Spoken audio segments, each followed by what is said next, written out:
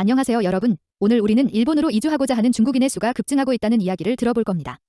한 일본 매체에서 최근 볼 수 있었던 한 기사를 기반으로 오늘의 영상을 준비해봤습니다. 그럼 시작해볼까요? 일본에 이주를 원하는 중국인 증가의 이유 중 하나는 상해의 가혹한 락다운을 보고 중국에 머물러 있으면 나에게 어떤 일이 일어날지 모르겠다는 생각이 들었습니다. 라는 일명 29살 남성의 말에서 알 수 있습니다. 이 남성은 구체적인 직업이나 경력 등에 대해 언급할 수 없지만 꽤 마음 든든한 재력을 가진 분이었습니다. 인터넷 관련 사업에서 성공을 거두고 단 몇 년 만에 많은 돈을 벌었습니다. 그는 코로나 바이러스가 발병한 초기인 2020년 초에 우연히 도쿄 토요스의 타워 맨션 한 채 약 58제곱미터를 약 7천만 엔에 구매했습니다.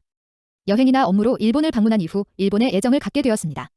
당시 타워 맨션을 구매할 때 이곳에 정착할 계획은 없었지만 중국의 과도한 세분화된 코로나 대책에 대한 이것보다 못 참겠다 하는 느낌이 들어 결정했다고 합니다.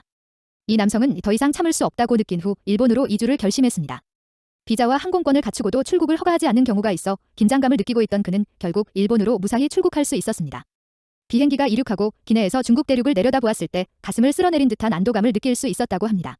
코로나 대유행이 한 차례 진정된 이후 올해의 황금 연휴 기간 중 중국 각 지역은 코로나 전보다도 많은 인파로 붐비고 있습니다. 하지만 이들의 속마음을 들여다보면 코로나 대응에서 받은 상처와 고통이 일생 동안 잊혀지지 않을 것 같다며 자신이 어렵게 쌓아 올려온 재산이 어느 순간 한 방에 물거품이 될 수도 있다는 생각이 마음속에서 서서히 커지고 있는 것 같습니다. 그래서 이 글에서 소개한 남성과 같이 일본으로 이주하고 싶다, 중국에서 탈출하고 싶다고 생각하는 중국인들이 불거히 늘고 있는 것입니다.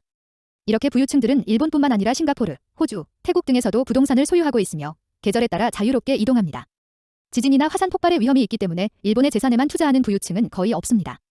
일본의 살림을 사는 사람들도 있지만 일본에서 법을 조정하면 소유 이외의 것을 할 수 없게 만들 수 있습니다. 문제는 중국의 약점을 잡고 복종하는 정치인들이 상당수 있다는 점입니다. 이러한 부분을 일본은 더 엄격하게 대처해야 할 것입니다. 이런 식으로 외놈들이 일본 땅을 뺏어가고 있다니까? 일본은 얼마나 무심한 거야. 이제 정말 제대로 된 규제 좀 걸어야 되지 않을까?